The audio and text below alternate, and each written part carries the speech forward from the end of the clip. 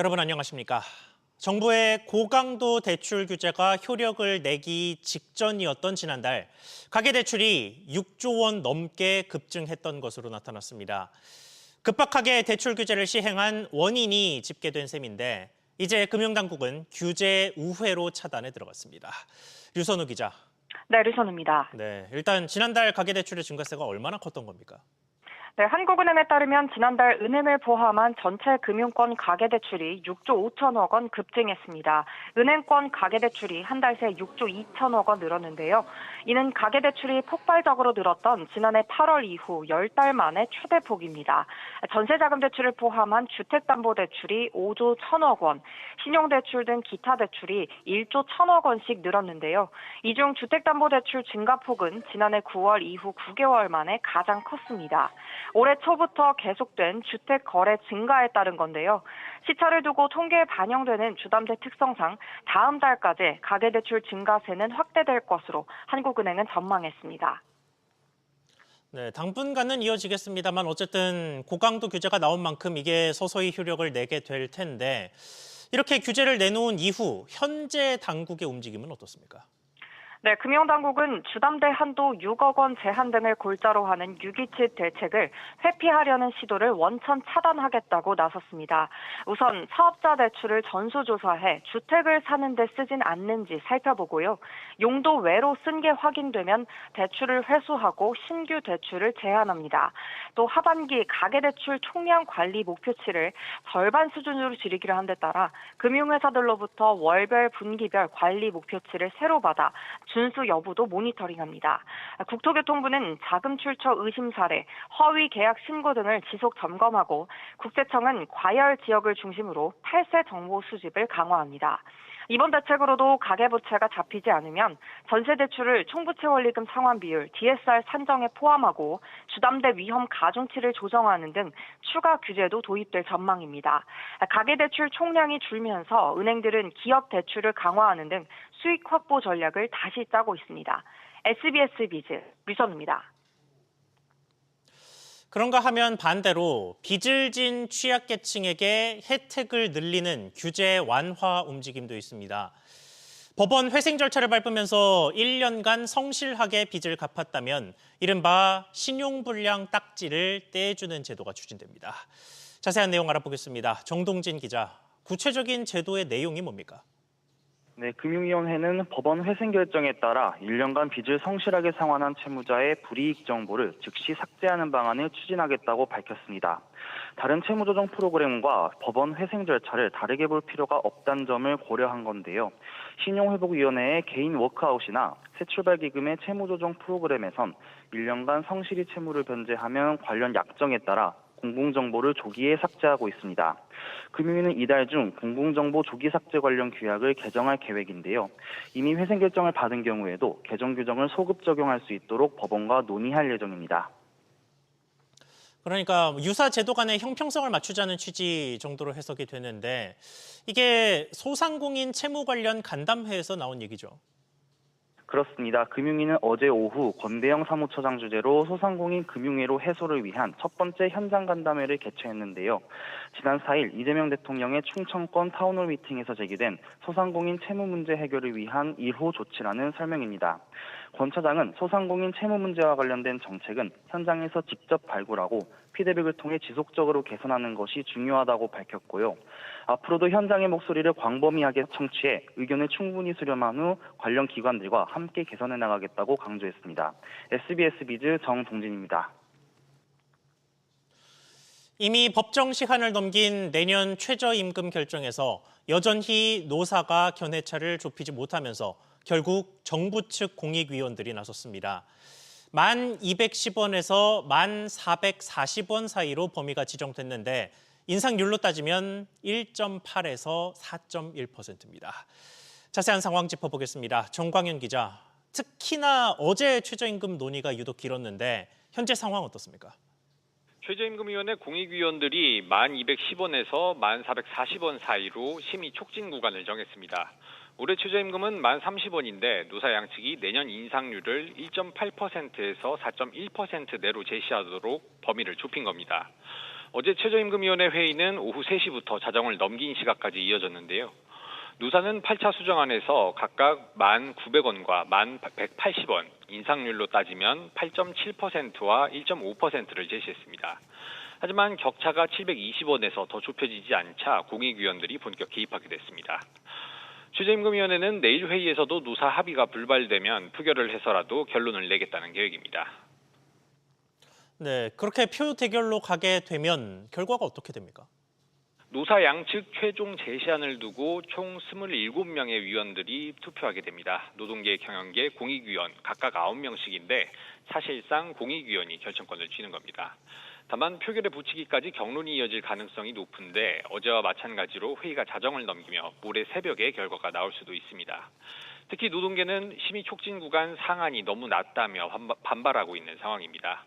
다만 과거 표결을 아예 보이콧했다가 최저임금이 상한보다 더 낮게 책정된 적도 있어 표결 후 절차인 이의제기 기간에 목소리를 높일 것으로 보이는데요. 지금까지 이의제기가 받아들여진 적은 없습니다. 최종적으로 고용노동부 장관이 다음 달 5일까지 회의에서 의결된 금액을 고시하면 내년도 최저임금이 확정됩니다. SBS 비즈 정광윤입니다. 6.27 대출 규제를 비켜간 성동구의 한 아파트가 600대 1이 넘는 청약 경쟁률을 기록한 것으로 나타났습니다. 하지만 앞으로 분양될 아파트들은 대출 규제를 받게 될 터라 흥행이 이어질지 미지수인데 자세한 소식 들어보겠습니다. 박연신 기자. 자, 일단 경쟁률이 최근에 높았다는 성동구 아파트는 어디입니까? 네, 서울 성동구 OTL폴의 아파트인데요. 1순위 모집에 2만 7천 명이 넘는 수요가 몰린 겁니다.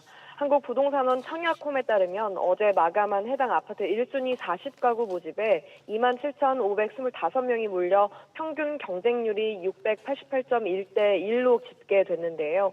이는 서울 분양단지 중 역대 최고 경쟁률을 기록한 강남의 DH대치 에델루이 1순위 경쟁률 1,025.5대 1 이후 약 8개월 만에 가장 높은 수준입니다.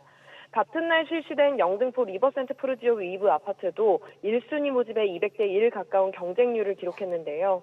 또 분양가 상한제가 적용된 경기도 평택 고덕신도시의 자연앤하우스 D 아파트도 1순위에서 평균 5대 1의 경쟁률을 기록했습니다. 네, 이들 청약 경쟁률이 이렇게 높았던 원인은 뭐고 또 앞으로의 청약은 어떻게 될까요? 어제 청약이 실시된 서울의 아파트들은 주택담보대출 한도 6억 원 제한의 대출 규제를 적용받지 않는 아파트들인데요. 따라서 수요가 몰린 것으로 풀이됩니다. 평택의 아파트의 경우 분양가 상한제가 적용된 마지막 민간 공공분양 아파트라 상대적으로 저렴한 분양가를 보였던 건데요. 앞으로 청약이 실시될 서울 아파트의 경우 대출 규제가 적용되기 때문에 잔금 용도의 주담대 한도가 최대 6억 원으로 제한되고 소유권 이전 등기 전까지 전세를 놓아 잔금을 치르는 방식이 금지됩니다. 이 때문에 올 하반기 분양 아파트의 경우 차익 실현이 가능한 아파트이지만 대출 규제로 인해 흥행을 이어갈지 불투명하다는 관측이 나옵니다. SBS 비즈 박연신입니다. 이재명 대통령은 지난달 11일 한국거래소를 찾아 주식시장 불공정 거래 근절 간담회를 열었습니다. 코스피 5000 시대 공약의 행보 중 하나였는데 그로부터 한 달여 만에 금융당국이 관련 대책을 내놨습니다. 금융당국과 한국거래소가 주가 조작 근절 합동 대응단을 꾸리기로 했는데 자세한 대응단의 면면과 활동 방식까지 짚어보겠습니다. 박규준 기자, 주가 조작 전용 대응 기구가 생기는 거군요. 그렇습니다. 금융위 금감원 한국거래소는 이 거래소 산하에 총 34명 규모로 주가 조작 근절 합동 대응단을 설치하기로 했습니다. 단장은 금감원 자본시장 담당 부원장이 맡고 산하에 강제조사반은 금융위, 일반조사반은 금감원, 신속심리반은 거래소가 맡게 되는데요. 강제조사반은 현장조사나 포렌식 같은 강제조사 권한을 갖고 있는 공무원인 금융위 인력 4명 내외로 꾸려지고 일반 조사반은 자금 추적과 문답 등 임의 조사권만 갖고 있는 금감원 조사 인력 18명 안팎으로 꾸려집니다. 거래소가 맡게 되는 신속심리반은 12명 내외 규모입니다. 정부는 대응단의 인력을 추후 50명으로 늘린다는 계획입니다. 네, 그리고 이상 거래를 감시하는 방식 자체도 바뀐다던데 이건 어떤 식입니까? 네, 오는 10월부터 계좌 식별 정보와 암호화된 주민번호를 결합시켜서 개인 기반으로 이상 거래를 적출한다는 계획입니다. 현재 거래소는 계좌를 기반으로 시장 감시를 하고 있어서 동일인인지 연계성 파악이 어렵고 또 감시 대상이 매우 많아 시간도 오래 걸리는 문제가 있는데요. 방식을 바꾸게 되면 전체 23,017만 개의 계좌를 전수 감시해야 됐던 곳에서 약 40% 가까이 대상을 대폭 줄이게 됩니다. 이렇게 되면 심리조사 기간도 현재 평균 15개월에서 2년 걸리던 것을 6개월에서 7개월 정도로 줄일 수 있을 것으로 기대됩니다. 이 밖에 불법 이익 의심 계좌는 신속히 탐지해서 조사 단계에서 선제적으로 동결하고 혐의자에 대해 부당이득의 최대 2배에 달하는 과징금도 물린다는 계획입니다. 한편 금융당국은 사기적 부정거래 혐의를 받는 방시협의 하이브 의장을 다음 주 중에 검찰에 고발할 방침입니다. SBS 비즈 박규준입니다. 금융 관련 소식 하나 더 짚어보겠습니다. 최근에 전 세계 금융시장을 뒤흔들고 있는 스테이블 코인 시장에 국내 가상자산 거래소들도 상표권을 출원하며 참전했습니다. 현재는 가상자산 사업자가 이 시장에 진입하는 게 불가능하지만 미래의 가능성을 대비한 것으로 보이는데 취재기자 연결해서 상황 짚어보겠습니다. 신다미 기자. 네, 신다입니다. 네, 두나무와 빗썸, 그러니까 1, 2위가 모두 나서는 모습이죠. 네, 그렇습니다. 특허청에 따르면 지난 3일 두나무는 스테이블 코인 상표권 66건을 출원했고 이어 4일엔 빗썸도 10건을 출원했습니다. 업계 4위인 코빗도 스테이블 코인 관련 상표권 출원을 검토하고 있습니다. 정부가 지난 2017년부터 국내 모든 형태의 가상자산 공개를 금지한 데 더해 특정금융정보법에 따라 가상자산 사업자는 특수관계인이 발행한 가상자산에 대해 거래 지원을 할 수 없는데요. 앞으로 가상자산 거래소나 관련 법인의 스테이블 코인이 거래소에서 유통될 수 있다는 가능성이 열리며 가상자산 거래소도 상표권 출원 경쟁에 돌입한 것으로 풀이됩니다. 국회 정무위원회 소속 민병덕 더불어민주당 의원은 자본금 5억 원 수준만 갖추면 국내 법인이 스테이블 코인을 발행할 수 있도록 규정한 내용이 담긴 디지털 자산 기본법을 지난달 발의했습니다. 네, 법망이 풀릴 가능성이 있다고는 하지만 이해상충 문제 자체는 여전하죠. 네, 그렇습니다. 때문에 가상자산 거래소도 직접 스테이블 코인을 발행하기보다는 협업을 통해 시장에 진입할 계획을 세우고 있는데요. 두나무는 지난 1일 네이버페이와 제휴를 통해 스테이블 코인 사업을 협력할 계획이라고 밝혔고 구체적인 사항은 법제 정비 이후 논의할 방침입니다. 빗썸도 스테이블 코인 사업 공모전을 열어 새로운 협업 방안을 모색 중입니다. 빗썸은 상표권 출원에 대해 스테이블 코인 시장 활성화를 대비한 상표권 선점 차원이라며 법제화 등 향후 추이를 보고 전략적으로 활용 여부를 검토할 계획이라고 밝혔습니다. SBS 비즈 신다입니다. 이번 달 민생회복 소비 쿠폰의 지급을 앞두고 정부가 카드사들을 상대로 소상공인 가맹점 수수료 인하를 요청하고 나섰습니다. 쿠폰 덕분에 결제가 늘어나게 되는 만큼 그 이익의 일부를 카드사들이 수수료 인하로 되돌려달라는 취지인데 카드사들의 이야기는 또 조금 다릅니다. 엄하은 기자, 우선 정부가 요청한 내용 자세히 정리해보죠. 네, 정부와 금융권 등은 행정안전부는 최근 카드사들의 민생회복 소비 쿠폰 결제 시 가맹점 수수료를 낮추는 방안을 검토해달라고 요청했습니다. 민생 쿠폰 사용으로 카드사 결제가 늘어나는 만큼 이익을 얻는 카드사가 수수료 인하에 협조해야 한다는 취지입니다. 정부는 소비 쿠폰 사용처를 연매출 30억 원 이하 소상공인 업종으로 제한하고 있는데요. 이미 연매출 30억 원 이하 영세 중소가맹점을 대상으로 우대 수수료율이 적용되고 있어 카드사 입장에서 수수료를 추가로 인하해야 하는 겁니다. 현재 일반 신용카드 우대 수수료율은 연매출 3억 원에서 30억 원 이하 구간별로 0.4에서 1.45% 수준입니다. 정부가 명시적으로 수수료 인하 정도를 밝히지는 않았으나 업계에서는 체크카드 우대 수수료율인 0.15에서 1.15% 수준으로 인하하는 안이 거론됩니다. 네, 그런데 이를 두고 카드사 이야기는 조금 다르죠. 그렇습니다. 올해 가맹점 수수료율이 더 인하되면서 이미 영세 가맹점 수수료에서 수익을 내지 못하고 있는 카드사들은 역마진을 우려하고 있습니다. 업계에서는 2020년 긴급재난지원금 지급 당시에도 카드사들이 인프라 구축 비용 등 때문에 80억 원의 적자를 봤다고 추산하고 있는데요. 이에 따라 카드사의 수수료 인하 대신 영세 가맹점 수수료 일부 직접 지원, 소상공인 기금 마련 등 다른 방식도 거론되고 있습니다. SBS 비즈 엄하은입니다. 배달앱 시장 1위인 배달의 민족의 선불 충전금 상승세가 2년 만에 꺾인 것으로 나타났습니다. 충성 고객의 이탈이 현실화되는 모습인데 배달앱 시장 상황 짚어보겠습니다. 신채연 기자, 먼저 배민의 현재 상황 전해주시죠. 네, 지난 2분기 배민의 선불 충전금 잔액은 347억 원 수준으로 직전 분기보다 3.6% 줄었습니다.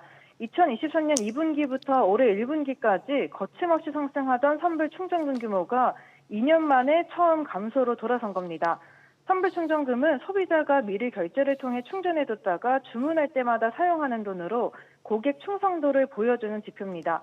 배민 측은 1분기는 설 명절과 입학 시즌으로 선물하기 등 선불 충전금이 늘어나는 것 대비 2분기에는 줄어드는 경향이 있다고 설명했습니다.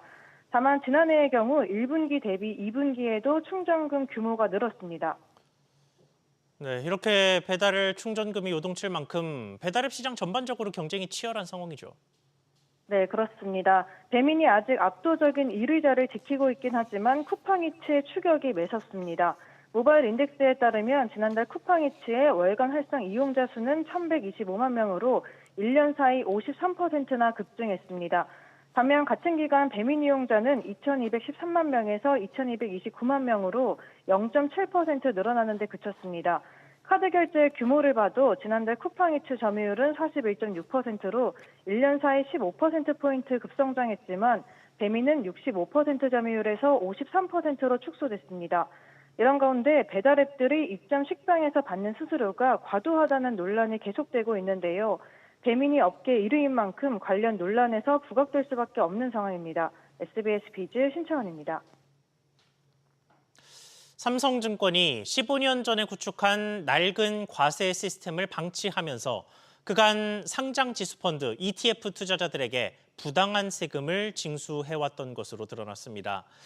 문제를 뒤늦게 발견한 삼성증권은 오는 11일 모레 전까지는 조치를 취하겠다고 밝혔습니다. 이민후 기자, 무슨 상품이 문제였습니까?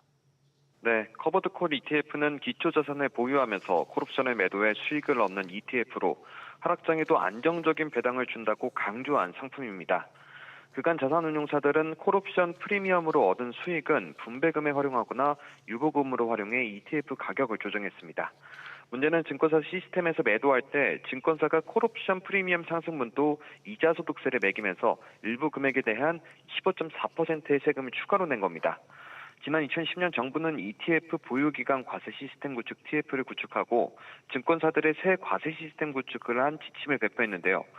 당시 거래소가 배포했던 1차 가이드라인은 ETF 매도 시 미과세 분배금을 계산할 때 과세 기준을 투자자가 받은 현금 분배금 총액으로 삼았습니다.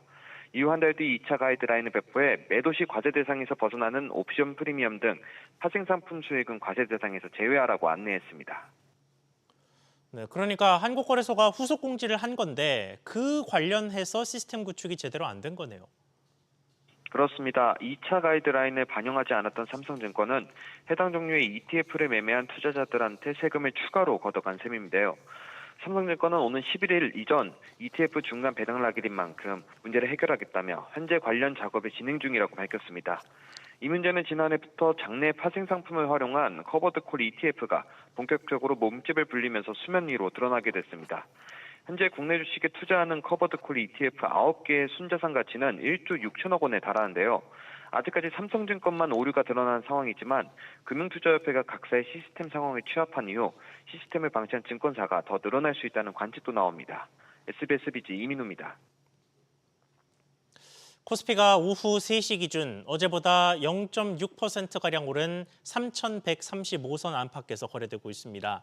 미국발 관세 불확실과 차익 실현으로 외국인이 매도에 나서고 있지만 개인이 4,200억 원 넘는 매수로 이를 받아내고 있습니다. 코스닥도 0.9%가량 오른 790선에서 거래되고 있습니다.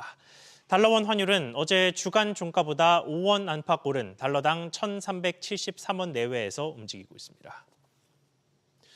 디플레이션 우려가 이어지고 있는 중국의 지난달 소비자 물가가 5개월 만에 상승했지만 생산자 물가는 23개월 만에 가장 크게 하락했습니다.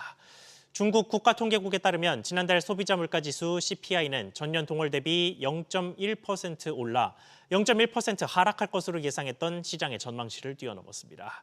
하지만 생산자 물가는 3.6% 하락해 시장 전망치보다 0.4%포인트 더 하락했고 33개월 연속 하락세를 이어갔습니다.